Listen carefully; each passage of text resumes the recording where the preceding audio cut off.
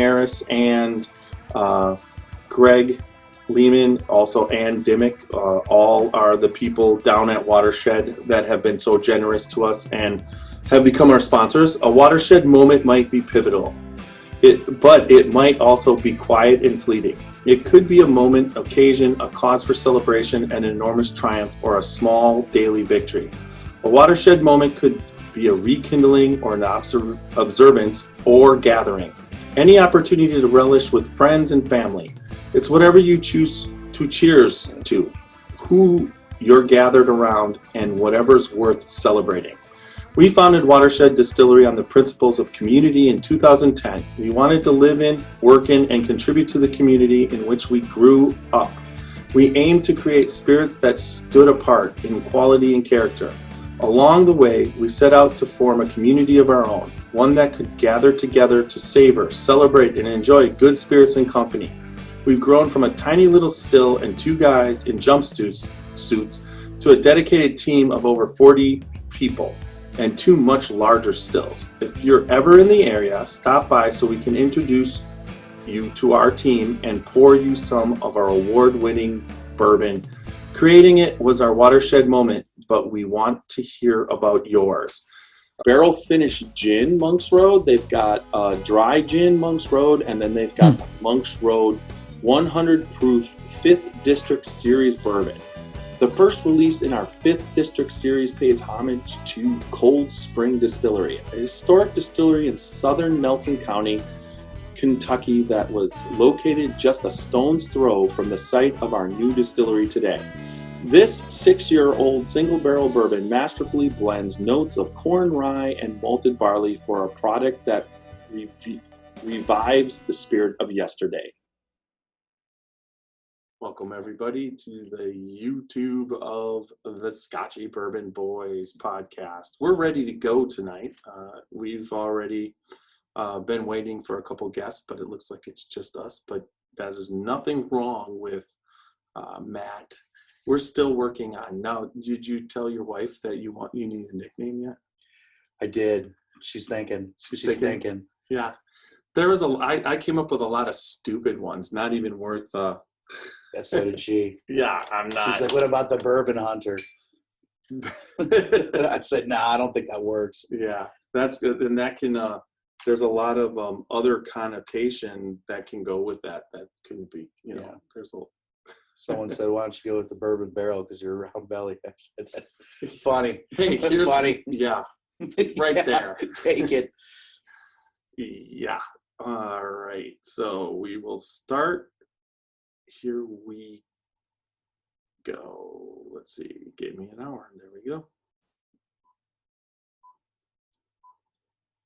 Spirits of French Lick is proud to introduce the Matty Gladden Bottled and Bond Bourbon. This 4-year aged bourbon is double pot distilled and non-chill filtered and has a full-bodied mouthfeel with eucalyptus, molasses, clove, ginger, and slight citrus as well as grains of paradise. The finish is long and reappearing on the back of the tongue with notes of pepper, tobacco leaf, and mint green. All of our spirits are available for tasting and purchase inside the French Lick Winery and Distillery. Spirits of French Lick. Respect the grain, please enjoy responsibly, and be sure to follow us on Facebook and Instagram.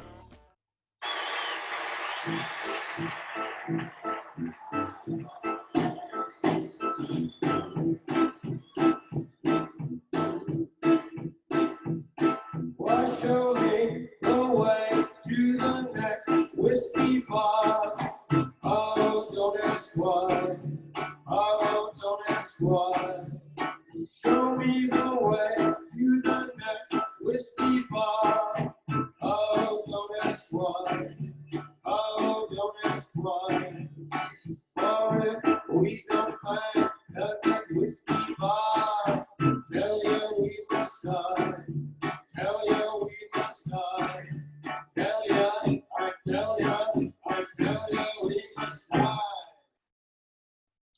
All right. Welcome back to another exciting podcast of the Scotchy Bourbon Boys.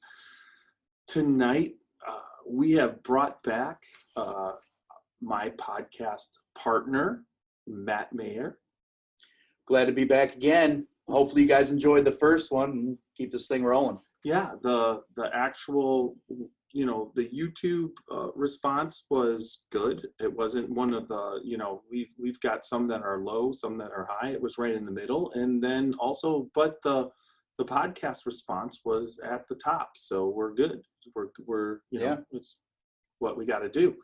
But that brings us to what we're going to do tonight. We have a special lineup set up, and I am excited about this. I was pumped all day because I've heard so much about this. We had done a live tasting way back, I believe, in March. It could have been March or April of, I think, 2020. And it was of the Russell Reserve, and we had brought in Greg Schneider because Greg Schneider, he was part of the masterminding of getting Russell Reserve onto. They had a bunch of aging whiskey at Wild Turkey. They didn't know what to do, and he kind of came up with this idea, and they surprised Jimmy Russell, and it was delicious, so they went with it, and the rest is kind of history. Yeah. So having him on explaining that, but now they've come out with this Russell's Reserve, which is, I believe it's barrel strength, and it's 13 years. And I've heard 3 different other podcasts, bigger podcasts, and they've all tasted it, and they all love it. Yeah. We're talking bourbon of the year. That's what we've been hearing. So we've got a courtesy of Super Nash, who was trying to join us tonight, but was not able to join us because the Hurricane Ida is going through South Carolina at the moment and took his power out. And I'm thinking he's kind of pissed right now that he's not here with us because he sent these samples up. We've got the whole thing set up, and he's not able to join in. But what he'll have to do is send up a couple more, and we'll just do another one. Yeah, I just think that's how it's got to work, right? Yep. Because this is not an easily obtainable bottle. You were able to obtain one. That's awesome. Yeah. But it's what would you say? Far and few apart, right? Yeah. It's an absolute nightmare to try to obtain one of them. Waiting all night, kind of embarrassing, but hopefully it's darn good. Well, we're going to find out tonight.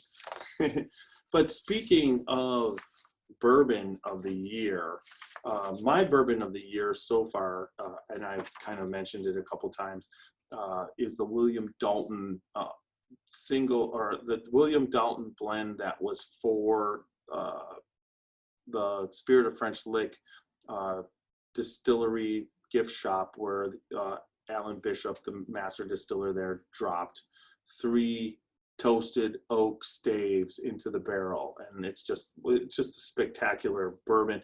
I'm out at the moment, but when we're going down to Kentucky, I'm going to be able to obtain another one of those. So I'm excited about that. But the Spirit of French Lick is our sponsor, and they are the largest pot still distillery in Indiana. They are leading the way, representing both quality of Hoosier artisan distilling process while paying tribute to its inseparable past and the many pre-Prohibition era distilleries that once dotted the hills of southern Indiana. By implementing best practices for those early times with improved modern methods, Spirit of French Lick has created a unique place in the industry, not only in terms of its story, but also in methodology, double pot still distillation, retention, and concentration of flavor and aroma. Established in 2016, relying on time-tested practices and new innovations in the distilling program, we craft a spirit that has defined character, equally driven by grain, barrel, yeast, and experience, following their motto, respect the grain.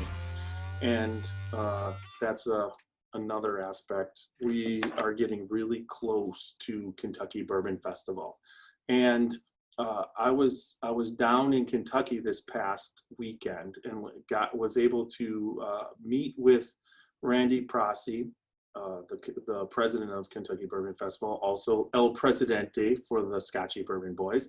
And one of the things that I had seen that he was talking on another podcast earlier in the week was he's kind of excited for 2022. 2021's coming here. It's set up. He's got all the stuff that he's got to do, but he's in COVID protocol, and he kind of, I really respect that he's always stayed in it. He didn't try and up the size or anything. He's basically running this out so that no matter what happens, he was going to be able to do it.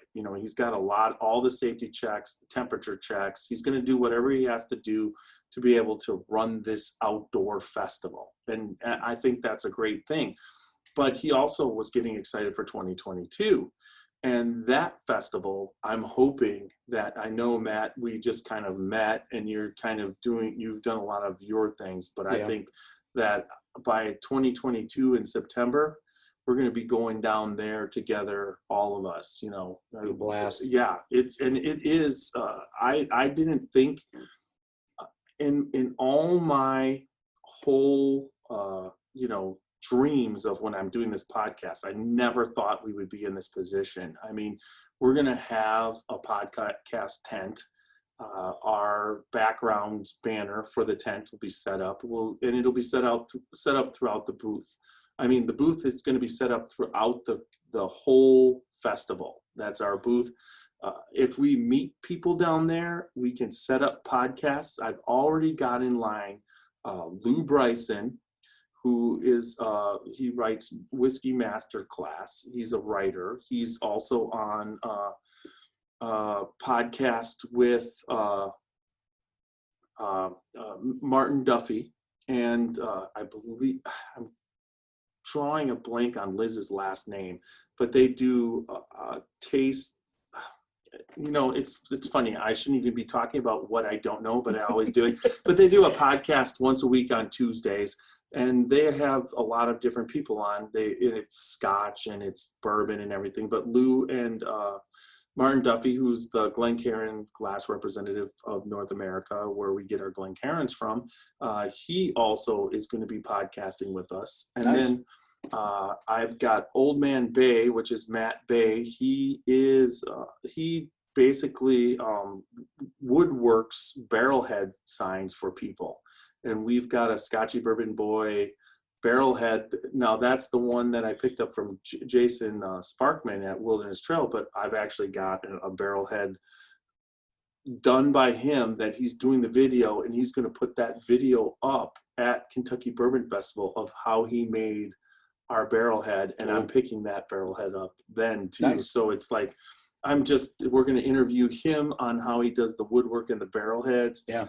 And then there's going to be master distillers there. There's going to be all sorts of people, and we'll just pull them in for podcast after podcast. And we're going to do a lot of Facebook Live stuff. Is this your first time going down to the festival, or have you been before? We not as a Scotchy Bourbon Boys. Yeah. So before we were Scotchy Bourbon Boys in 2019, we went to the festival, and it was a blast. I mean, we rented a house. We went with another couple.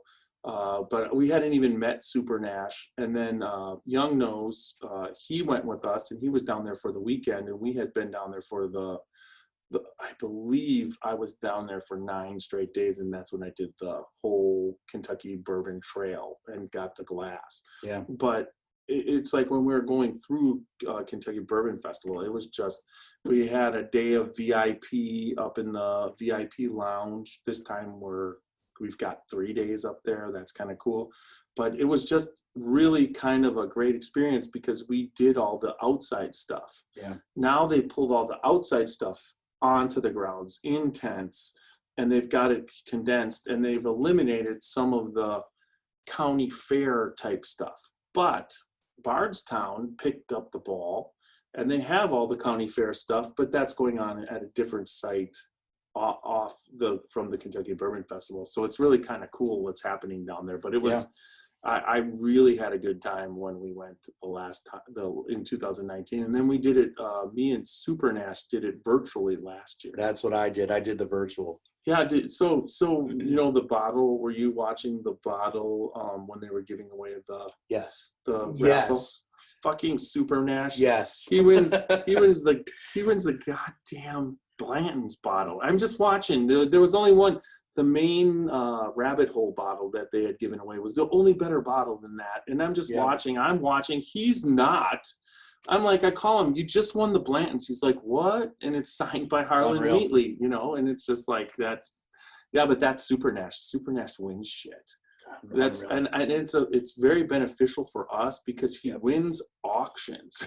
I've only won one lottery for a bottle, and it's impossible here. Oh yeah, here in Ohio. But it was the in person, so it was easier. But what was even more stupid is when I was down at Heaven Hill and I met Robert, and his friend's name is eluding me, but his friend has won 4 lotteries in a row, and he's won Weller 12, Weller Foolproof, and he's just going.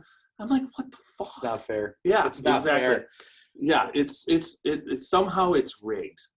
It is. They need to bring back the in-person in the grocery store. Show up there, grab your ticket, do lottery right there. I think we got a chance at that in coming up. I hope so. You know, but you know, not this year. No, you know, they've that's being squashed. Yep. Still not going to feel guilty about going there Saturday morning though and talking to everybody. That's just a blast. Heck yeah. There's no better place to sell the Scotchy Bourbon Boys as a great group. Yeah. So it's the best places. Those lines are long. I mean, we were about 60 deep at Solon Giant Eagle for this one until they came out and said there was 11 bottles. Then you had a lot of and what number were you? I was 3. You were 3. I was 3. I got tipped off and said, if you want it, this is the only store that's going to have it besides downtown. You better get there now. I said, I was just putting my head down. What time? I went up there at 10 o'clock. At night? Yeah. And you were 3rd? 3rd. And we had about 60 people by about 1:30 in the morning. That's insane. And they just stayed. And it was rough at first. Yes. People were bringing flasks of bourbon to try. They were passing those around. Everyone was just talking bourbon, and the time flew by. But I tell you what, I'm still embarrassed that I sat there for that long. But the end result was a win. I got to get you cards. Yeah, no kidding. And you can give us a lot of cards to hand out. When we were at Heaven Hill, one of the guys that was in line, I'm not going to say anything. He basically was handing out. He explained that you're not allowed to drink, and so they had special ways that it was a Glencairn in a beer cup he was handing out, and he was giving samples, and one of them was one of the lost barrels from the Preservation Distillery. He was giving samples out of that, and everybody was freaking. Now, I've seen him there before, and he basically is a flipper. He's there every day. If you've been in line at Heaven Hill, you probably know who I'm talking about. I know who you're talking about. And not that I don't mind what he does. He does it respectfully, and he's really trying. He provides a service. There's no doubt. It's not like he can get 15 bottles every time. He gets his one every day. One. Or, that, I mean, they limit you on almost everything now, so he's down to a minimum. Yeah. But does he have the chair with the little canopy over top? Rocks, and he's got the little tent over top of his little rocking chair that he brings in. I've seen him do that, but this time it was a beautiful 70-degree morning, and he was just there in his chair.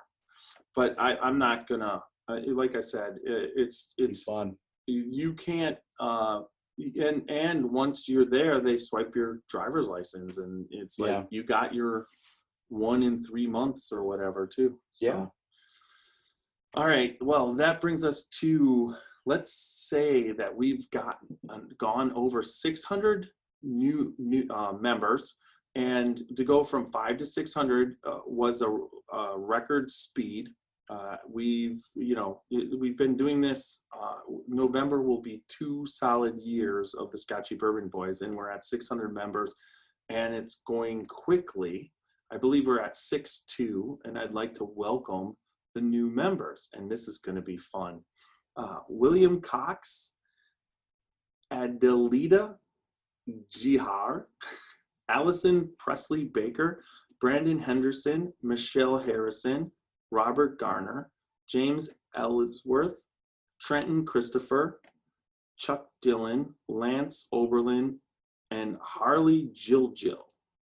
Welcome as new members. I think your wife was, but it must have been. It was on the previous one, so it was last week. Right. The right. list on last week. Okay. Yeah, there's a bunch of people I work with that kind of jumped on there, and then my wife jumped on there as well. So. Well, I'm all for that. Thank you. Yeah. There's no doubt. It's like the more the merrier, right? And then just everybody who's new, feel free to comment and just be a part of the group. I mean, this group there's a lot of dialogue going on throughout the day usually, so it's a fun thing to do. Welcome everybody. So, all right, before we get into this, let's pay the bills. Yeah, that's a good idea. One of our other sponsors is the Log Still Distillery. Log Still Distillery traces its roots back to Joseph Washington Dance, hollowing out of a popular log to distill his first batch of Kentucky bourbon in 1836. And now a new generation of distillers is continuing in his footsteps, with Joseph Washington's great-great-great-grandson, Wally Dant, along with cousins Lynn Dant and Charles Dant, as co-distillers. The campus is opening in phases throughout 2021 in Gethsemane, Kentucky, in southern Nelson County, and will employ 126 once fully optional. For additional information, visit logstilldistillery.com. And when I was down there this weekend, I was able to basically pick up Monk's Road bourbon, the 5th District Series bourbon. And let's see, that is not, okay. The first release in our 5th District Series pays homage to the Cold Spring Distillery, a historic distillery in southern Nelson County, Kentucky, that was located just a stone's throw from the site of our new distillery. Today, this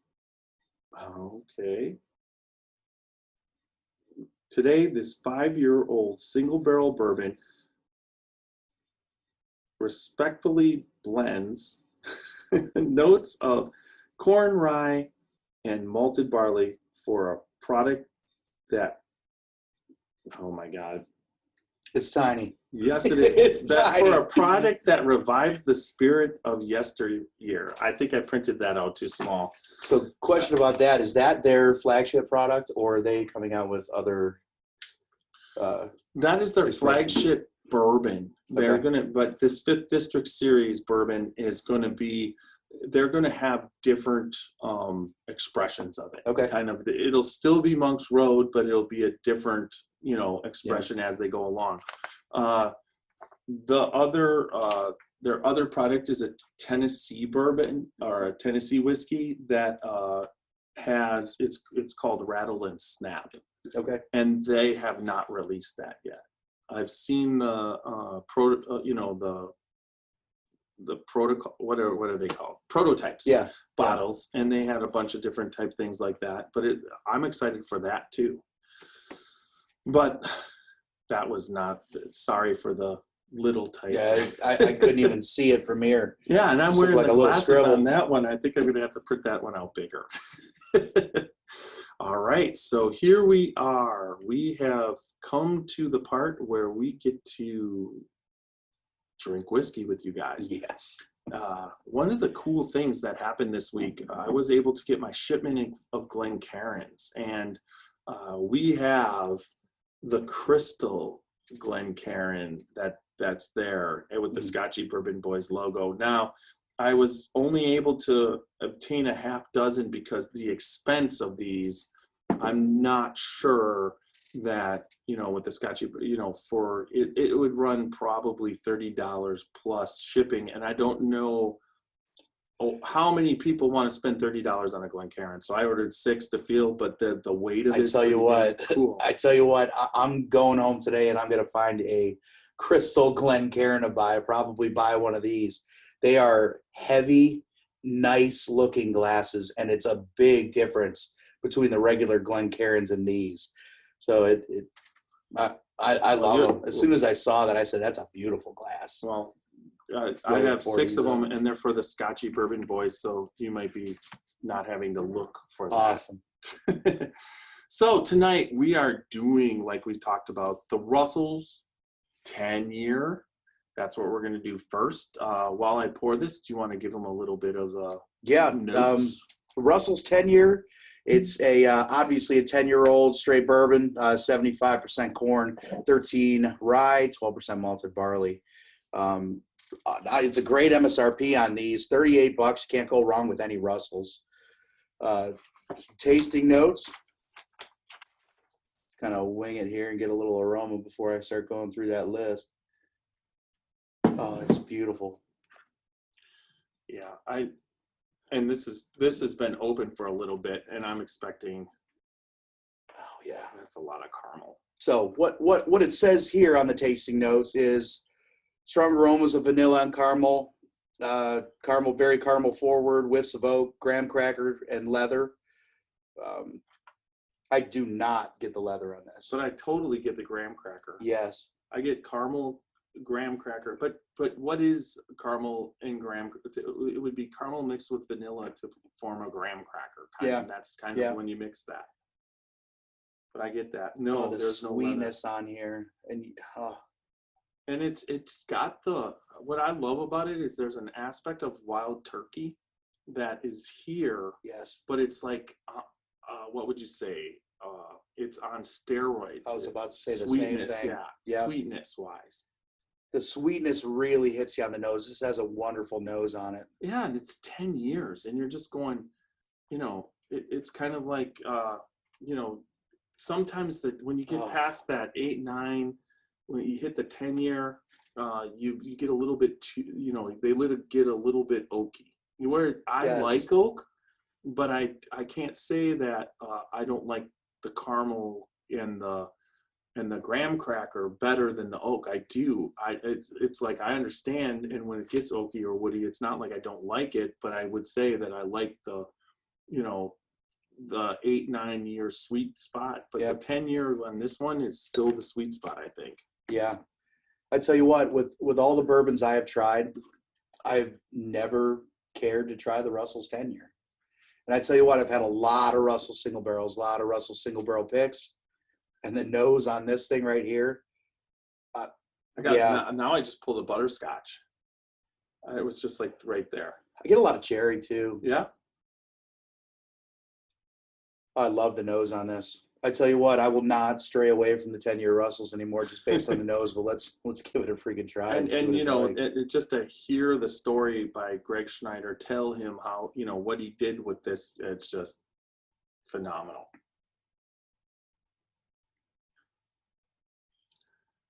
I do get like a little tobacco. The caramels and vanilla shine through. Well, let's see what they say here. It's not as sweet, but I like where this is laying on the back of my throat. The hugs it's there, but it's minimal for a Kentucky hug. It's not quite very small. Right, but if you want to talk about silky, it's pretty much it goes. Mm-hmm. But once again, let's.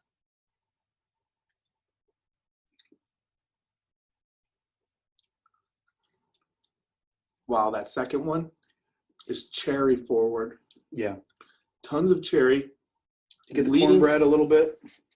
Leading to the tobacco flavor on the back, like a cherry tobacco.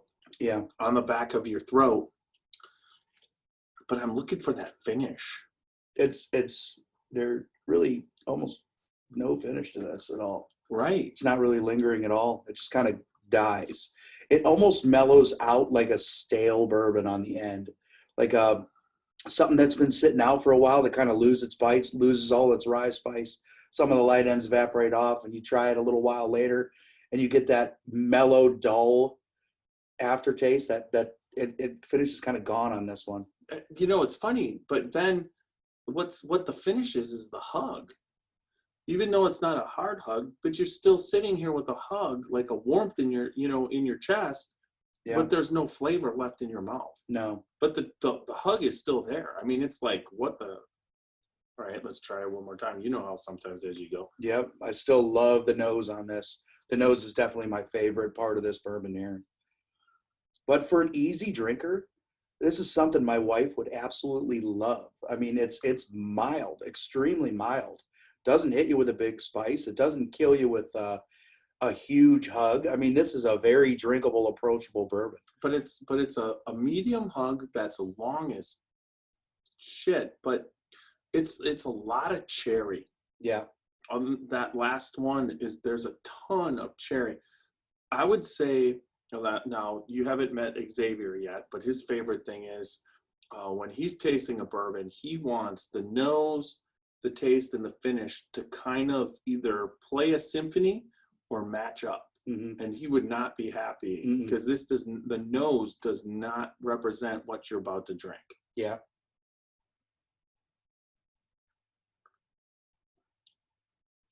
It's crazy.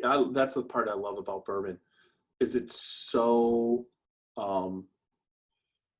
always changing. Yeah. It's always changing, right? And everyone's thoughts and flavor profiles are so different. Yeah. One person can get caramel, the next person can get chocolate cake. I mean, you never know. People taste different things. I mean, palates are different. Well, when we did the barrel pick with Macaulay down at Wilderness Trail, it was like we were there for the Moonshine University class, and you got to pick out of small things five different barrels. You weren't by the barrels or whatever, and I picked one that Super Nash picked, and also Alan Boothby, who is with the Bourbon Roadies. He was there, and we all picked the same bottle. Nice. I took that bottle home, and I opened that bottle, and it was pure vanilla birthday cake frosting, and it never changed. It was spectacular. I never tasted cake frosting, vanilla cake frosting, and it was just straight across the board. That was one of the best decisions I ever made to pick that particular barrel. Yep. All right. Getting a little root beer. Now that time, I'm getting a little finish.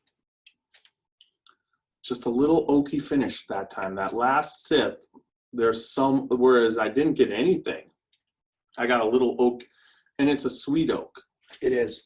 It's start to finish, it's very sweet. That's the only thing that kind of stays with that bourbon from start to finish. Sweet on the nose, sweet on the palate, sweet on the finish. I mean, it stays with it throughout. But yeah, the tobacco shines through on the finish for me. Yep. And it wasn't there the first 3 or 4 sips, No. All right. So let's barrel bash this. Yeah. Our barrel bashing system is based off of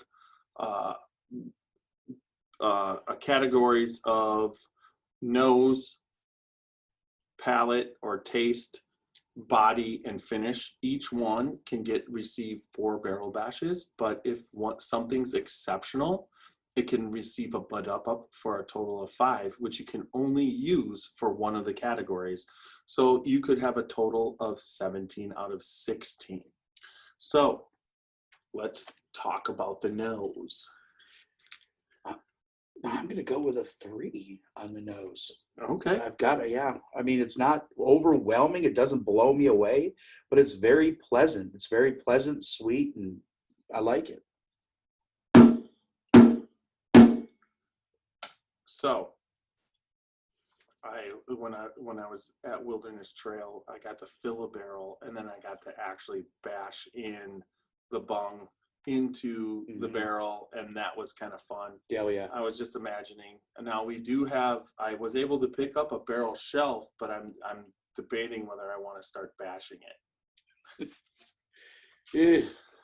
Anyways, so I'm going to go with, I did enjoy the nose, and I think it's the strongest part. And it's once again, my favorite thing in bourbon, and it's always been as a kid, as an adult, I love caramel. I love vanilla ice cream. I love caramel sundaes. I love pecan turtle sundaes, that's, you know, chocolate with caramel. I've always been that kind of vanilla. So bourbon just makes sense to me. Now, Yeah. I also like burnt toast and burnt things, burnt cookies. So some scotches are pretty damn good too.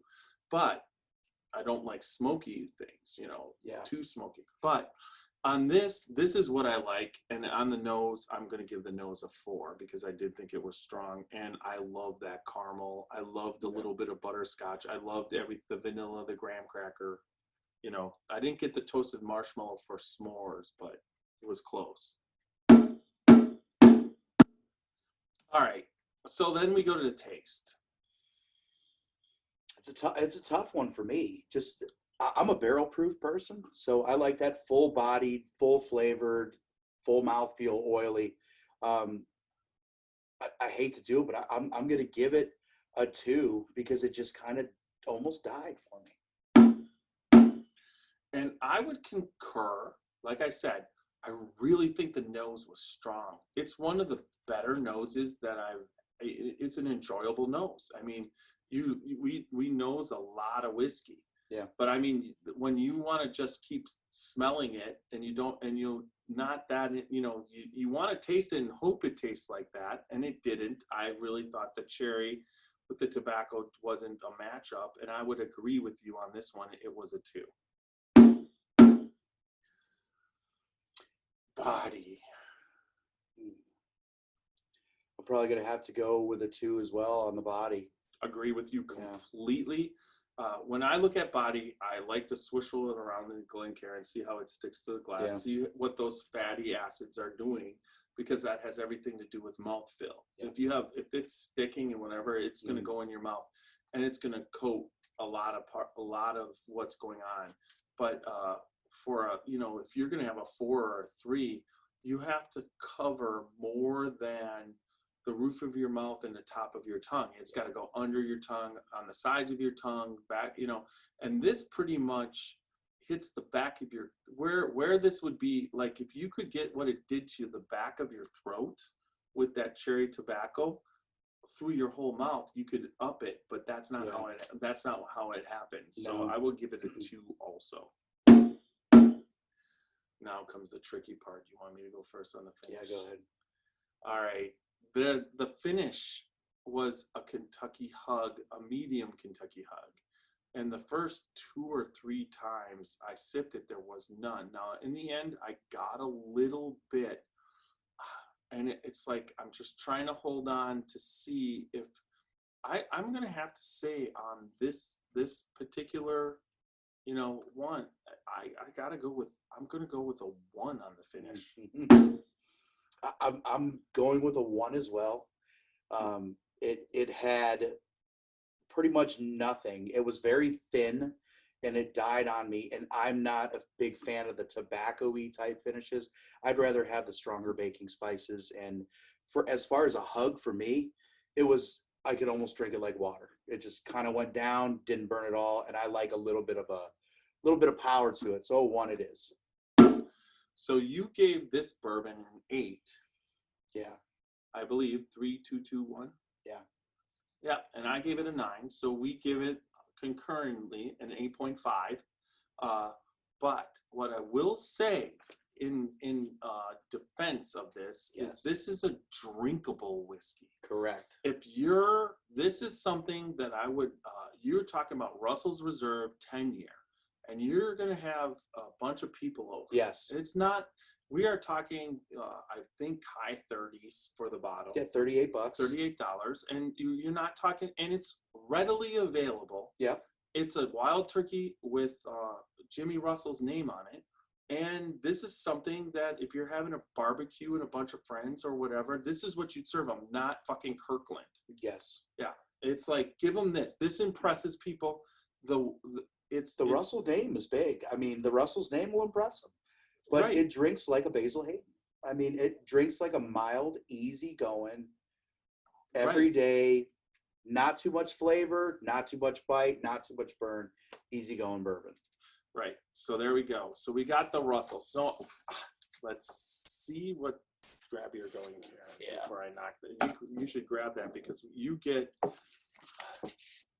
you determine where you're at right now. I don't know what you were doing beforehand, but pour what you want. The whole thing's available if you do, but you don't have to have a full pour if you're just I am depends. feeling perfect right now. All right, so you can have the full pour. I'm going now. Is it We're a 2 doing ouncer? this. Yeah, 2 ounce. This is a long pour at the a long Mueller pour. The first thing I noticed about this bourbon when I took that bottle home, it is dark. Yeah, I definitely have. Now, just so you know, let's do this really quick and really right. This is the Crystal Glencairns. We're showing you them. They're beautiful. The weight in your hand. Oh, it's nice. I have a rocks glass that I love, and I love the weight. I'm always looking for weight, and this delivers from a Glencairn. This has definitely got the weight. But Martin Duffy, a Scotchy Bourbon boy, he's going to be on the podcast at Kentucky Bourbon Festival. We've had him on before talking Scotch, but this Glencairn is spectacular. He is the North American Glencairn glass representative, and if you have a group or you have anybody and you want your logos put on a Glencairn, Martin Duffy is your contact. He has set us up at the Scotchy Bourbon Boys. We are going to be selling, not these, but we will be selling the Scotchy Bourbon Boy Glencairns at the Kentucky Bourbon Festival. We stocked up, got that, and then we got these, but these are spectacular. Oh, yeah. Let us know, folks, on comments or whatever, if you'd be interested. This is a higher priced item, and it would probably be priced around $30 plus shipping. So let us know if you're interested in that, and if you are, we'll order more and we'll start shipping them to everybody, but you got to let us know. We might be able to put that up on Patreon as one of the levels where you get one of these and on the subscription level. And speaking of Patreon, let's go to www.scotchybourbonboys.com, check out our website, check out our bios. Matt's is going to be up soon. I'm going to work on that. I got to get some good pictures and stuff like that. But at the same time, in the top right hand corner, the Patreon button's right up there. Visit us on Patreon. You can get tastings by any of the Scotchy Bourbon Boys. There's different levels, different things. There's t-shirts, there's Glencairns, even signed artwork that I've done by me. So Sweet. Check it out. All right, so now we're on to the Russell Reserve 13 year. I was hard to get over the glass. This glass is phenomenal. Yeah. I love this. Oh my The nose God. is fantastic. Holy shit. But up. Yeah. That's pure graham cracker. Oh, yeah. It's graham cracker to the point of, is there a graham cracker in this fucking glass? Oh, absolutely. You still get, it's Russels. Yeah, it's Russels. You smell that. I still get the deep, rich cherry, the graham cracker. But, and I'm getting a rick house. There's a rick house in there. Oh, yeah. There's the rick house. Like the smell when you walk into that rick house. Oh, gosh. I just love walking into rick houses. And what I'm really excited about is that like at Watershed, which is only a couple hours away, their rick house, you get the same smell. It's just crazy. I already know what I'm doing on that. Now let's see. Everything we've heard about, folks, is that, okay, so the nose is spectacular. Yeah. But the nose was spectacular on Russell's 10 year. Agreed. Is it going to deliver into, now, what is the proof on this barrel strength, bitch? Oh, I didn't even look. Oh my God, not good. It's barrel proof. Can you read that? I'm going to need. For some reason, I didn't even look at my own bottle, but I do have a picture of it. If I need to look. Hold on. Let's just see. I'm going to try two things. I'm going to put the glasses back on. Oh, she's down here. I think it's. I see where it says, and then let's try straight up. Let's say 55%.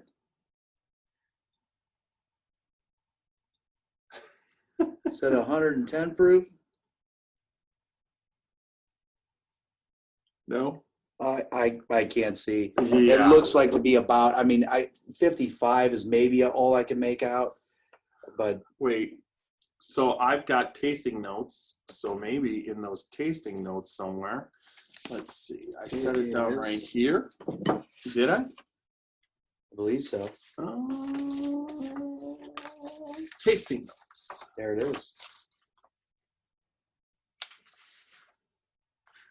Not there. There we go. Can you read that? Let me see. 57.4%. Which puts it at 114.8 proof, right? Yep, 114.8. Yeah, our tasting notes saved us. Yes. Now this was from. This was a new place that I pulled these tasting notes from. The color on that is just. Look at how dark that is.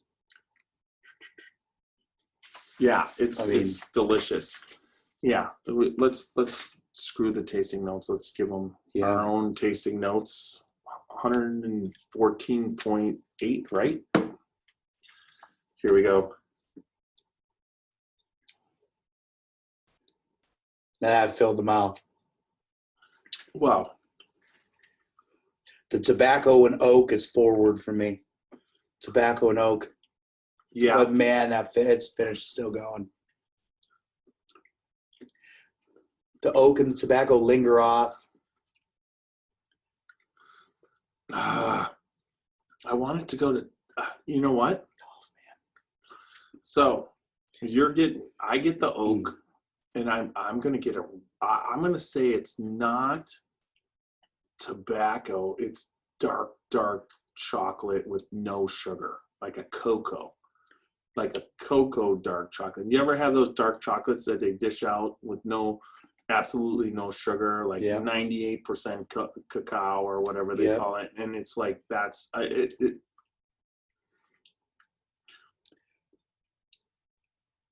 Let's see. All right, so that's the first shocker, and I love it. It's delicious. The nose.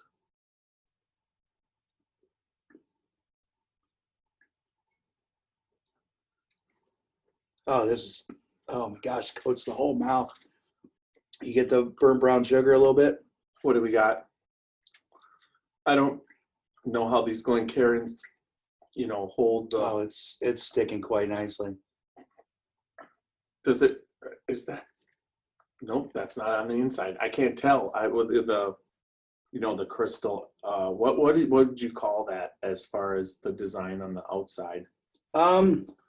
It does have a name. Yeah, but it's not coming to me. Oh, the finish is still going.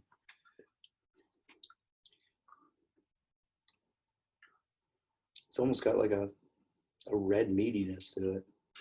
This is a chew-on bourbon. There's no doubt.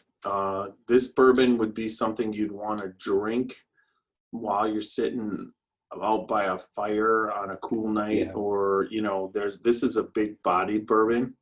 I think the body, obviously the nose is right there again, and the body is unbelievable. It's killer. I mean, the finish has that little bit of, like I said, it's a long finish, there's no doubt.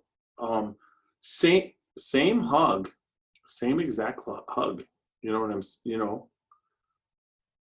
I'm gonna say that the hug is about the same. It's it's lingering, but you have a finish in your mouth. Yeah, I'm getting a huge hug on this one. I'm warm all the way down in a great way. My whole mouth is warm. Right. Everything's feeling good. But it's lasting the same way the other one did. You know what I mean? Whereas sometimes you get that hug and it's over and then the finish keeps going. Well, this is still the hug with the finish. Yes. So. That last one, there was no hug for me. It just kind of finished. It was done. This one here is boom. Maybe just because I like the barrel proofs. Well, barrel proofs hit me different. They had everybody different. When you're talking about a body, a barrel proof puts a body. I mean, I've watched so many videos on YouTube of the older distillers, and even Booker, even Elmer T. Lee. They were they couldn't believe people wanted to drink rye whiskey neat. Rye whiskey was a mixer, you know, for them, and they always believed that. But also, the other aspect is Elmer T. Lee was like, why the fuck would you want, he didn't say why the fuck, but I'm just, you know. You never know. No, he didn't. I saw him say it. He's there, you know, he's been there for a long time. And, you know, he basically said, why would anybody want to drink something barrel strength? What you do is if we offer up barrel strength, then you can proof it how you like it. Little did he know that it would evolve to people drinking barrel strength neat. Yeah. Now, I think they were more worried about their livers because all those years that they were drinking barrel strength, you know, and testing and tasting. But, you know, after going to my first barrel pick with Freddie No, and understanding, because you can, if you go to a barrel pick and you've done it, and I can't wait to go down with you. That should be a fucking fantastic time. Oh yeah. And I'm getting I've gotten my sea legs and my experience, so I should be able to behave the whole time. I hope so. We don't. Well, it's like, well, maybe don't. I'll be able to shine light on some stuff, you know what I mean? Yeah. But at the same time, when you're at a barrel pick, it's like you might have a 137 or 136 proof that you're tasting, but they're not going to offer it at that. So you really got to try and pick a barrel that's good. A full body 130 proof opposed to 122.5 proof is not gonna, there's gonna be a huge difference, okay? Yeah. But the 122.5 proof is gonna be just taken down a little, and that 130 proof, and you've done that before, right? Where you've picked it, it's tasted fantastic. Yep. They then water it down, and you are like, what? That's not what we picked, right? Yeah. It's you get to try it both ways. You get to try a barrel proof, and you get to try and proof down. I mean, and a lot of these brands are proofed down to 90 proof. So when you try it at 90, it's totally different. So you almost have to pick. You have to pick based on the 90 proof bourbons. So you'll try it then, and then when you revert back to the barrel, siphon it out, try it directly from the barrel, it blows it away. That's my opinion. It's not your opinion. It's so full flavored. It just blows your mind. This cast strength is Russell ridiculous. 13, to compare it to the Russell's 10 at 90, they watered it down. Gosh. You can't. So we weren't comparing. We're just rating. Yeah. And what I also find is that why I'm so honored to have that 120 proof Knob Creek pick as my first pick, because 120 proof is, like, for instance, this is 114.8. It's barrel proof, whereas Knob Creek's a higher barrel proof. Like I said, there was 132 proof that everybody was like loving, but there was a mid-palate thing that was happening on this 122.5 that I liked from the start. And then when Freddie was like saying he understood it because he's tasted thousands and thousands of barrels, and he said if we didn't pick that barrel, he's gonna pick it for something. And he went with that barrel, and I was like, I understood I did like the 132 proof, but there was some sort of exceptional thing happening with that 122.5 that is going to transfer to that fucking bottle. Yep. And that's exactly it. Are you getting a nuttiness now? I'm getting what I would like to call the wild turkey profile. Yep. It is a wild turkey product. Oh yeah. And I really think Eddie and Jimmy do a fantastic job, and I think they've done a fantastic job with this Russell's 13 year. Now, Yeah. I'm just gonna say before I do this, I'm still on board with the William Dalton. It's like the William Dalton seemed to me to be similar. There's a lot of body, there's a lot of thing, but instead of the leathery kind of what you were saying, nutty, it's like this just enough sweetness chocolate finish that just is there. So I'm still going with that as my bourbon of the year, but this is a spectacular bourbon. And Yes. I don't think I've nosed anything better than this. No. And I've got my 2 all-time favorites of the bourbons I've ever tried. It's a William Heaven Hill 13-year bottled and bond, and an Old Carter. Old Carter, pretty much any of the batch bourbons have been kind of blown my mind. This one I had high expectations for, and it blew my mind. So it met all expectations, all the reviews, everything people have said about this bottle. I tell you what, I'm fucking glad I waited in line all night. Yeah. Because this was fantastic. And thank you for letting me try it. And Mr. Martin Nash. Yes. Thank you, sir. Super Nash, I wish you would have been here for this. There's no doubt. But, you know, Mother Nature was calling, and I will try and give you a call right after. Oh, my word. But let's get to barrel bashing. Yes. I'm going to go first on the nose. I am going to give the nose on this a 4 with a butt up. Butt up. It is a 4 for me on the nose. All right, let's go to taste.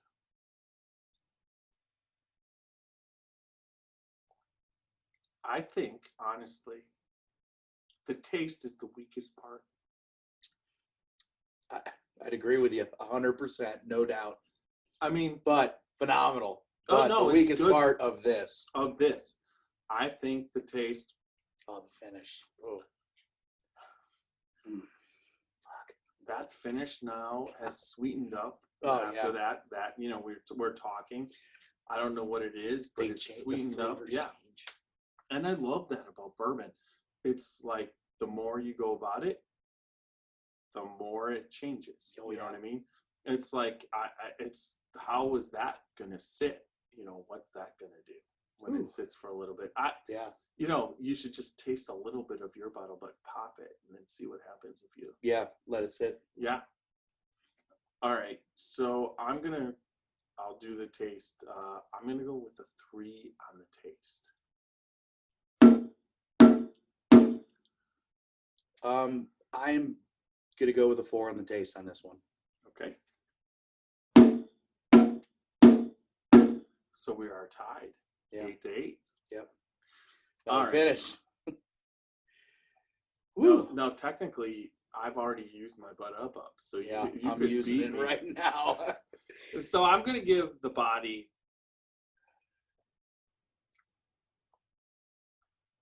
You got to give the body a 4. There's no doubt about it. It's 100% a 4. You could just match me with that 4. This fills the mouth. It's oily everywhere. And it's a beautiful flavor profile. There's no off-putting flavors in this whatsoever. Every once in a while, you get that flavor in a bourbon that you can't really figure out what it is, but you don't really like it, but it's not bad. This has none of that characteristic to it. I mean, this is fantastic. I would say that on the finish, there's an aspect of it. There's an oak in there. Oh yeah, for sure. And there's a little bit that it's a tobacco that changes to a really deep dark chocolate. Now, there's a lot of people who disagree with this, with me. What I want from a finish is I want it to be long. Yeah. But I want it's kind of like you ate ice cream. Now, a lot of people they think a sweet finish is what would you say, a cop out and boring. Yeah. If you get something. But what I found is the complexity of this finish. Oh yeah. Oh, yeah. But The only thing to make me want it to be perfect is I would like it to finish a little bit sweeter.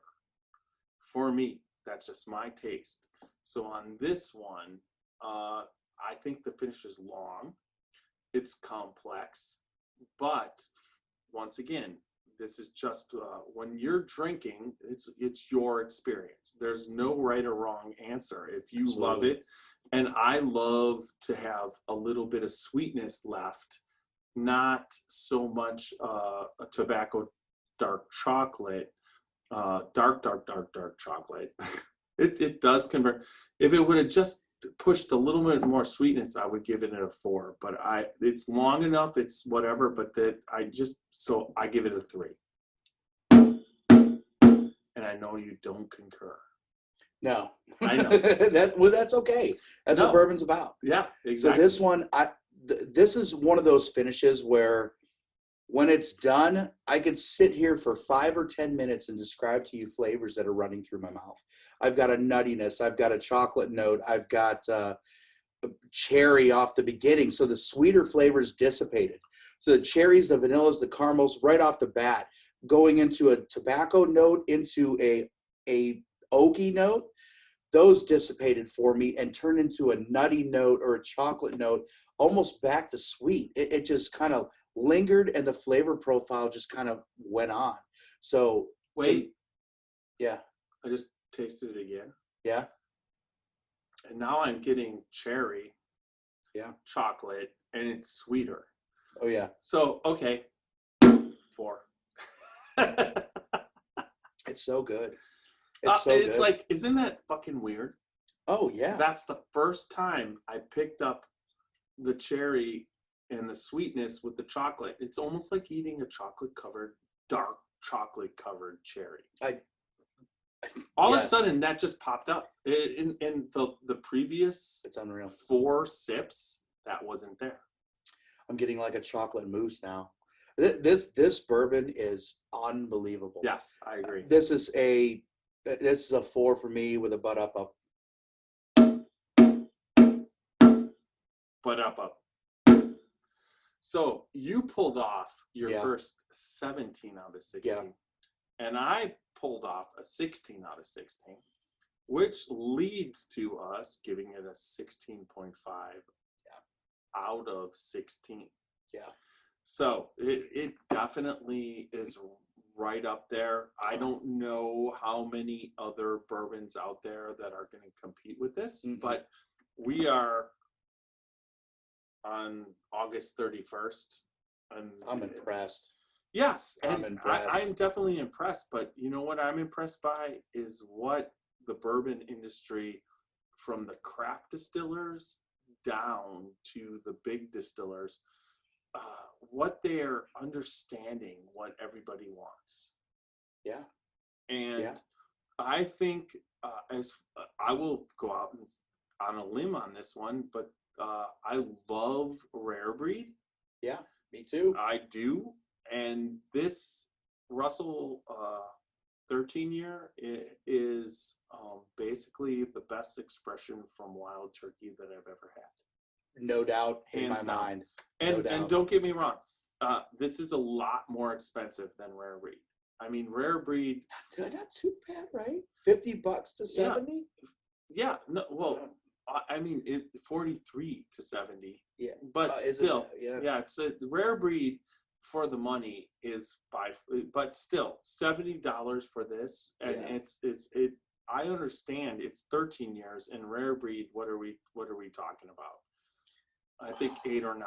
Yeah. Yeah, but I can't believe that Wild Turkey everybody talks about all the different Wild Turkey expressions, Long Branch, and they've got Matthew McConaughey, and you stop by at you got the Spirit of Kentucky. What about the 2003? I mean, this blows away the 2003. See, now you just said something. What the fuck is 2003? The Russell's 2002. Yes, you have to understand how new I am to this. Okay, it's distilled in 2003. It was bottled in 2003. Distilled in 2003. It's like a 14-year-old bourbon, 86.6 proof, around that range. You guys can correct me if I'm a little bit off, but I'm trying to memorize this from the back of my head. But comes in a little wooden box. It's a special edition every year. So they got a 2001, 2002, 2003. They're all older, very older bourbons, and they're fantastic. But this barrel proof Russels 13-year it blows it away. I got a bottle at home with the 2003. I'll bring it in. We'll try it. Sounds good. It's a low proof, but I tell you what, it's fantastic. But we're going to say similar things as the Russels 10. It's very, very drinkable. This here, for barrel proof, if you get your hands on this, this is not a drinkable bourbon. This is what you put in your corner, save it for your best friends. Yes. And you basically sip on it, and you get a pour, and you do a pour at a time. Where Russell's, you could drink it all night long. You know, there's no doubt. But that's exactly what Matt adds to the Scotchy Bourbon Boys. He pulls out all the shit. Super Nash and myself, Super Nash does a great job of finding bourbons. Like we're drinking that tonight because he's found it. He's obtained that bottle. Yeah. But at the same time, we jumped into this at the same time. So you're adding in that you understand the dusty part, some of the other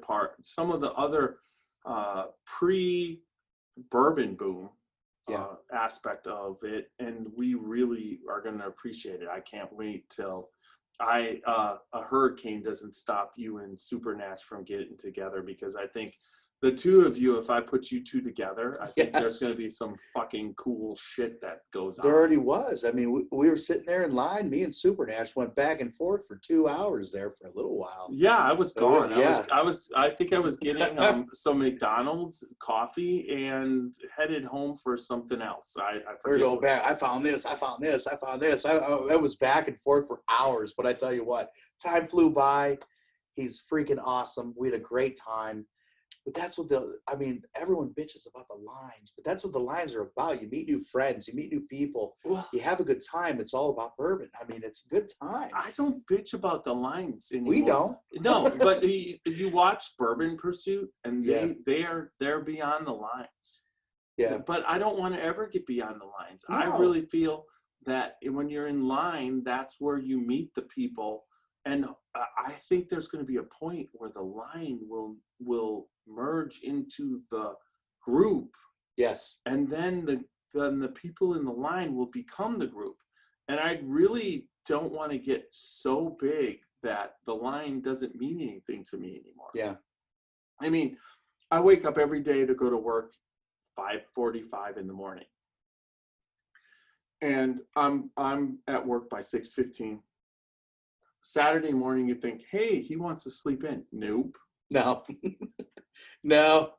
I love what Giant Eagle did. That allows me to be in line at Giant Eagle at 7:00 on Saturday. And it's not just there for the release. Sometimes I'm there first in line and I don't get anything. Yeah, it was damn good. There's no doubt about it. But I'm there because I love the camaraderie. Yes. And the people that are there. They become part of the Scotchy Bourbon Boys. We met in line. That's right. You're now podcasting with us. Yeah. And we're going to be drinking together, and the next meeting that happens, plus we're going to be going down to Kentucky together. Yeah. And that's what it's all about. It's not about getting fucked up and whatever, but there's an aspect of whiskey that getting fucked up every once in a while, you need that. You do. Yeah.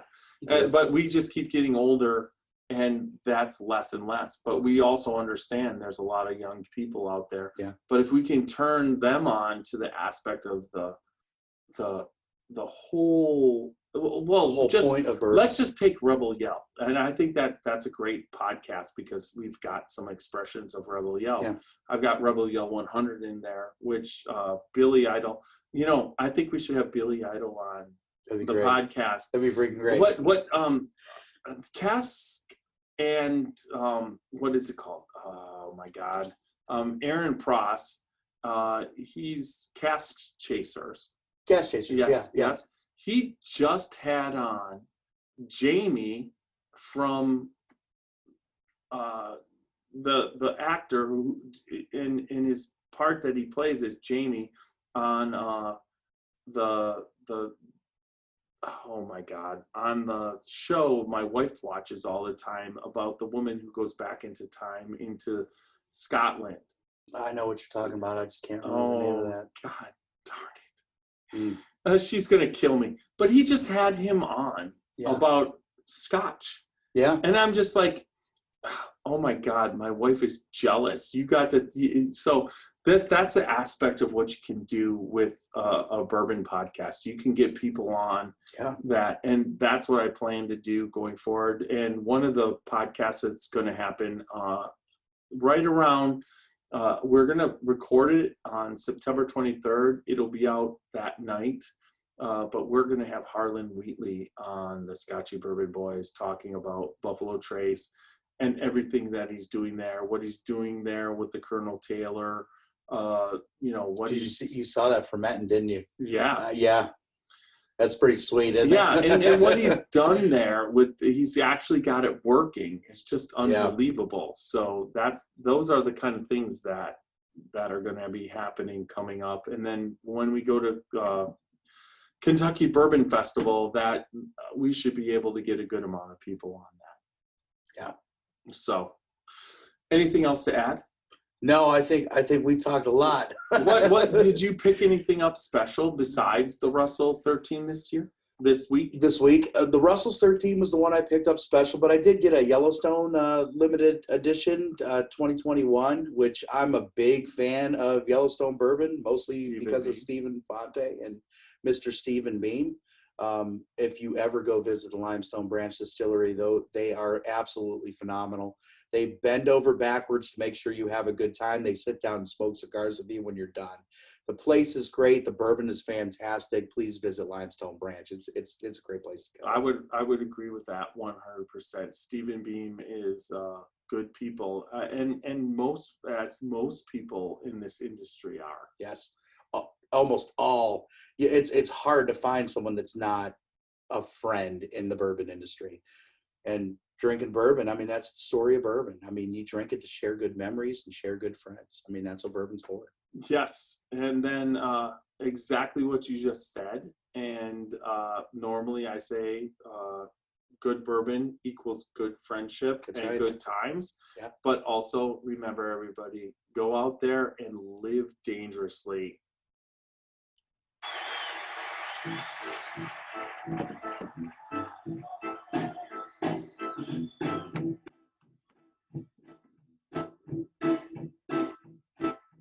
Show me the way to the next whiskey bar. Oh, don't ask why. Oh, don't ask why. Show me the way to the next whiskey bar. Oh, don't ask why. Oh, don't ask why. For if we don't find the next whiskey bar, tell you we must start. Tell you we must die.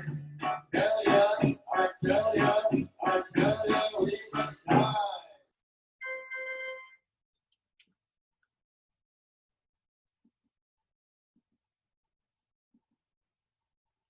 That's freaking great. That's awesome. That was great. Yeah. I tell you what, that blew my freaking mind. It was not. Wait.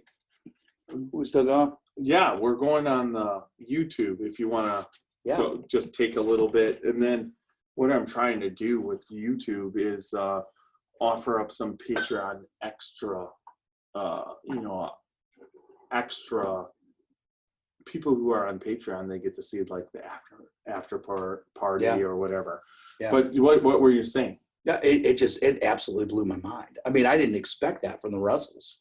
You know, you get it. I mean, there's so many bourbons that I anticipated so much that when I had it, it was like, fucking really?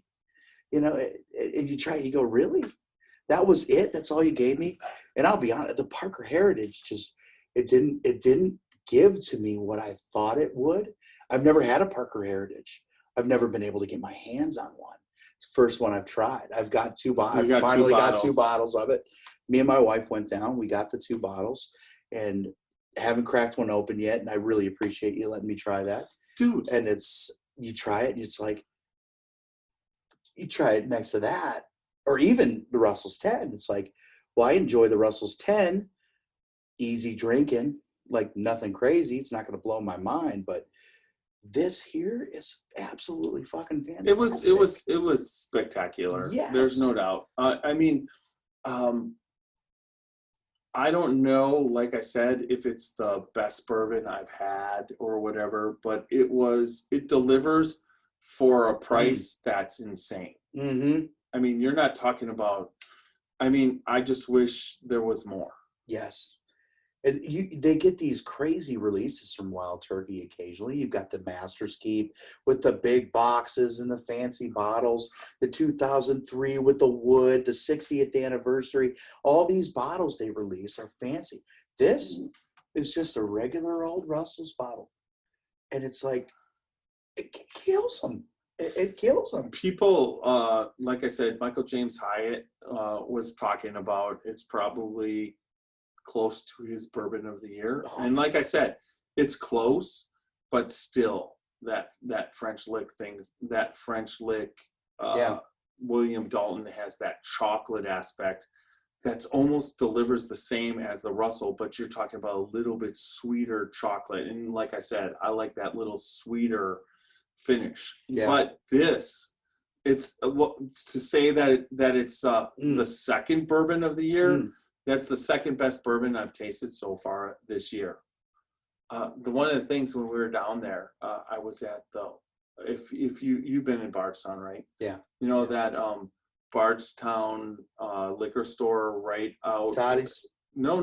The one that as you go out towards like a wilderness trail, you take the main road. Like if you get off and you go right, you go into town. But if you go left, you go out. Yep. Out. There's that old Bardstown liquor store right there on the thing. Yep. I went in there and they had a chicken cock 15-year at $2.99 instead of $3.99. I was like, Liquor Barn, same thing, $2.99. I passed on it. I passed on it. But I talked to you in line. I drove my freaking ass back down there to get that damn bottle. You bought it. No, have you cracked it? No. Oh God. No. And you've not tasted it yet. No. I've finished off 2 bottles. You finished 2 of them? Dude, it's so good. Now, once again, it's not like Greg Schneider distilled that. He's the guy that went out and found the barrel. Yeah. And knew it was a good barrel. Yeah. And then he let it age he let it age to the point where it needed to be bottled. Yeah. And like there was only 1,700 bottles of that particular. Yeah. The batch batch. And it was. I don't know what bottle I have. I'll have to look. But I'm excited to try that one. The one bottle. It was like we were talking. I was at the tasting, and everybody was drinking off of it, and then I got to walk away with the bottle. But then they actually gave me another bottle, which is I shared.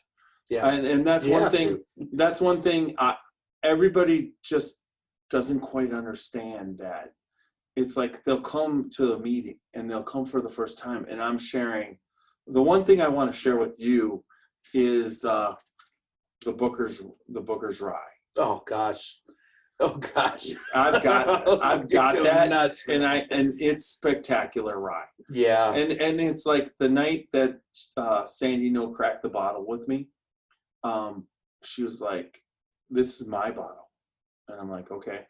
So I still had to drive. I was staying at the Log Still bed and breakfast. Yeah. Like early on in this, and I had booked it.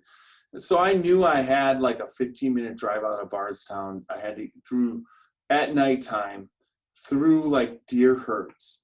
So I was the whole time she kept asking me, would you want more? And I kept saying, oh, I'll have a little more, because it was so fucking good. And I Yes, thought I that's the know. last time I'd ever drink it, right? Yeah. Well, as I'm getting ready to go, she goes, you just keep the bottle. I'm like, what? She's like, just keep the bottle. So Steve Coombs and Randy Prossi have already had sips out of that bottle, and it's about a third left. And I'm going to share some with you. There's no doubt. You are like, I know that in the end, what you've been able to accomplish in bourbon, that you're going to be able to, what would you say, share more with me than I can with you, because I'm just not, there's a lot of stuff I have and I can obtain, but what I hope to do in the future is share experiences. Yeah. That's the goal of what, and that's the crazy part about this. I love the experiences, and I love introducing you to the whole, everybody that I've known so far. Yeah. But then, just like I said, it's like you're talking about Preservation Distillery. Yeah. They don't have bottles under $100. No, they don't. Okay, they got their cowboy whiskey at $38.99. Fine, they're distilling. But Mark Jackson's the distiller there, and now I've got a relationship with him. Yeah. So now we get to go in there, and then we can, when you're talking about barrel pick programs, I mean, I'm excited. Chicken Cock with Greg Schneider. Yeah. Okay. They don't have a single barrel yet. Yet. But they're It's thinking coming, about right? it. When it comes, we'd have a shot at it. Now, Yes. I have no way of knowing how to do the barrel picks. You know what I mean? And you've already worked out the details. Yes. So it's like, I understand you have the Canton Bourbon Boys, but at the same time, with the Scotchy Bourbon Boys, we can do the same thing. And I really would like, I think over time, we're going to be able to mix the two groups. Yeah. Possibly. Because I think they're going to enjoy the camaraderie, the extra aspect. It's not like I have 50,000 people wanting to join in. We're still small. I think actually your base group is bigger than my base group. We put it on Facebook, actually, I think a week ago. We actually had it on Facebook. We went to 140 members in a week putting it up, but we just put our pictures and our barrel picks and everything else. Family, friends, coworkers, refinery, but those same people are also doing the same thing because they follow. I mean, hopefully this doesn't sound cocky. They follow me. So when I'm doing this with you, they go both. They're doing both. So it's already meshing perfect. when you don't even expect it to, but it is. I mean, Right, there's. right. I looked on there. There was tons of people I work with that have already went bloop, like they do both. Well, that's excellent, and that's what. There's no doubt, and what we do. Eventually, I think we can put, pooling our resources together. I think we can put together an experience that we will be able to put. For instance, right now, the Kentucky Bourbon Boys has a tour we're taking with 10 people. Yeah. And it's only 10 people because we're dealing with these times. Yeah. But we could there's a possibility, and the driver, he's a Scotchy Bourbon Boy. Nice. So we've got him plus Alan Bishop and Jolie Clark, plus the 5 base people of us. That's 7. Then we pulled in a couple from Cleveland that we had put it out on the Scotchy Bourbon Boys. But I think we could get 4 or 5 buses when we go down, and we could have these experiences that we set up, because you get to know the Kentucky Bourbon Boys, and then they're part of us, and then at one point they could become a sponsor. But at the same time, we'll be going down to Kentucky, putting on a 40-person, $200 a person kind of thing, and we'll be going to distilleries where the master distiller, like Mark Jackson at Preservation, or Greg Schneider at Bardstown Bourbon Company, or anybody that we're doing when we're going to these things, we're getting exclusive tours from the insiders. Yeah. I mean, I'm going to be And they're so Zoom podcasting with Harlan Wheatley. Yeah. Now, if you want to if you can work it out, I could give you an invitation to the Zoom meeting. I could potentially do that. September 23rd. It's a Thursday. I'll take a look and see what I can do, but it's open to you. A lot of times, those Canton Bourbon boys, the guys that are in the group, were all excited about the first one, and I got stuck in a meeting that was kind of crucial to what I do. So I was stuck. We can't. This one here, I might not have a meeting. Right. So and also we can't jeopardize our Careers 9 to 5 yeah. or whatever. I'm like I said, I'm a little bit older than you. I'm looking at this at one point. I'm going to be able to retire at the proper time. Yeah. That's my goal. Yeah. And, right now we're in the tens of thousands of people watching us, but when we get higher up, we can work, maneuver things around. And I really think that as we go forward, we can be very beneficial to bourbon experiences in Kentucky or around the country. I'm just going to throw this out. I'm going to be going down to Dayton on a Saturday, the first Saturday in October, which I think is the 2nd. I'm not exactly sure, but I'm going to the Dayton Barrel Works and Distillery where Bill Hockett is, and I'm not sure if my wife can go, but whatever. But I'm inviting you to go to that. It's a Saturday. Yeah, I can probably definitely do that. Drive down, meet Bill Hockett. Alan Bishop respects the shit out of him. Yeah, he's been doing a lot of things, and there's no doubt. There's a ton of craft distillers out there. Yeah, there's one called is it 1820? They make a bourbon called 1820, not the Tennessee. What's the Tennessee bourbon? It's not 1820, is it? 1890. Is it 1890? And that's the one. Former Jack Daniels distiller. Yeah, but that's the Uncle Nearest. Uncle Nearest. Yeah, it's not the Uncle Nearest. It's called 1820. They're out of Dayton, I believe, and they have brand new craft distillery, but it's like a 7th generation distiller or something like that. They're down there in Dayton. I mean, it's like you can't sit here. Kentucky's a little bit warmer, but Ohio's a little bit colder. Yeah. So it's Ohio, Indiana, and Kentucky. Not a lot of difference as far as climate for aging whiskey, but I'm really thinking that what's been happening as far as where we are with our climate, that it's been perfect for the last like 12 to 15 years for making spectacular bourbon.